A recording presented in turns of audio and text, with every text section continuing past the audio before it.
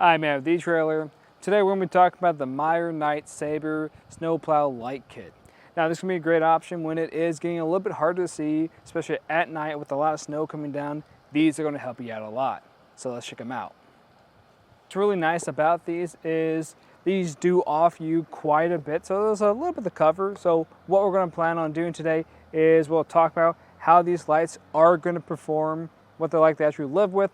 Then I'll talk about some of the other benefits of using this style, and then I'll show you how to install them. They're going to come with the LED lights. So LED lights that last a long time and they give you a really clear picture and you can see a good distance away with them. Something that's going to help them perform a little bit better too is going to be this integrated heat grid to this. The reason why it helps them is when you're pushing snow away from you, some of that snow does kind of fly back and hit these lights, and it can cause a lot of icing or snow just blocking this. That heat grid's going to melt that snow and ice so you can still see what you're doing. So you can see these four ways going on and they're looking pretty good, especially when we compare this to what the lights on our vehicle are.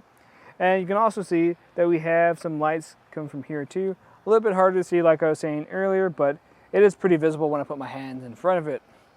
Now another benefit of this is that we can rotate this. And when I rotate this is going to be good for a couple of reasons, because when we're making any type of changes on the road, especially if we're right next to a ditch, we want to make sure we don't go in there, so a little bit of extra light that direction will go a long way.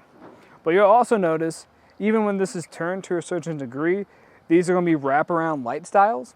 So with that, even if someone is driving next to you or off to the side, they'll still be going to be able to see this turn signal going off here, letting them know where you're going. So overall, I do think these are going to be a solid option for most people if you have this plow, because they are going to give you really good lights on the front of your vehicle. They're easy to use and they're just super stable. And the fact that they are designed to work with this plow is going to go a long way.